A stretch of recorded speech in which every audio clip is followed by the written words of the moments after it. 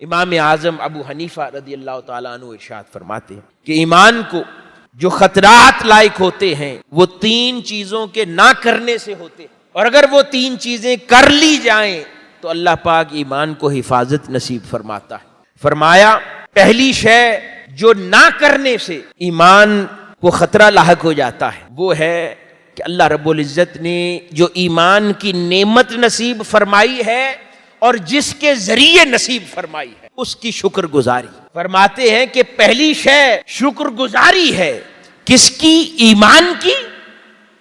اور جس کے ذریعے نصیب ہوئی ہے اس ذات کی۔ یہ شکر گزاری اگر ساتھ رہے تو ایمان محفوظ رہتا ہے،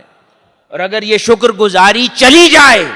تو انسان کو سب سے بڑا پہلا خطرہ لاحق ہو جاتا ہے۔ تو اس سے اپنے آپ کو محفوظ رکھنا ہے، اور انسان کو ہر لمحہ سجدہ شکر میں پڑے رہنا ہے کہ میرے مولا تو نے ہمیں ایمان نصیب کیا،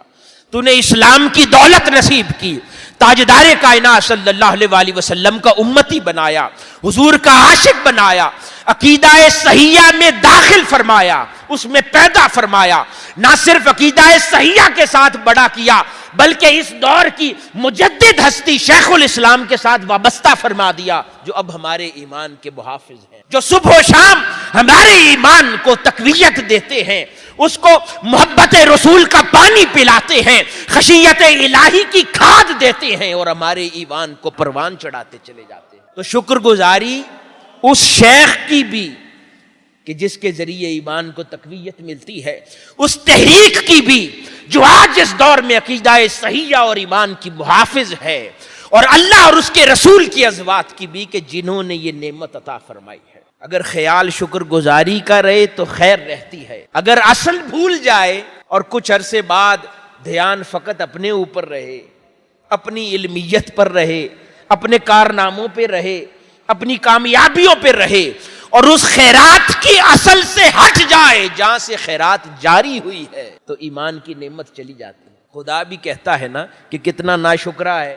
فلاں کے ذریعے اس کو میں نے یہ کتنی بڑی ہدایت کی نعمت دی، یہ اس کا انکار کرتا ہے تو یہ کل میرا بھی انکار کرے گا، وہ خدا نعمت اس سے لے لیتا ہے۔ دوسری شے فرمائی آپ نے فرائض کی ادائیگی، کہ فرائض میں کوتاہی نہیں ہونی چاہیے۔ اللہ رب العزت جو فرائض ہم پر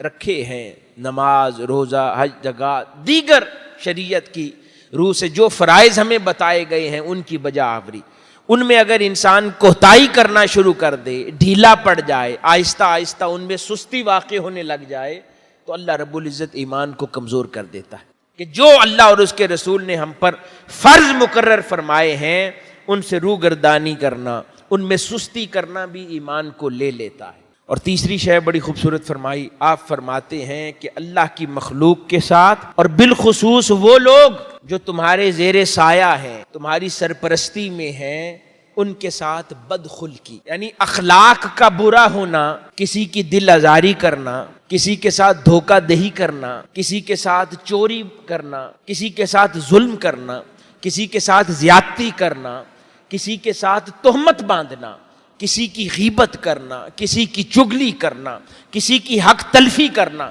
کسی کا مال غصب کرنا، کسی پر جھوٹا الزام لگانا، ہر وہ شے جو بدخلقی کے زمرے میں آئے اور اس سے اللہ کی مخلوق کی حق تلفی ہو۔ سیدنا امام اعظم ابو حنیفہ رضی اللہ تعالیٰ عنہ فرماتے ہیں کہ اللہ پاک زیادہ عرصہ انسان یہ جاری رکھے تو پہلے گناہ لکھتا رہتا ہے، پھر ایمان لے لیتا ہے، پھر اس کو بے ایمان کر دیتا ہے، بے ایمان کر دیتا ہے۔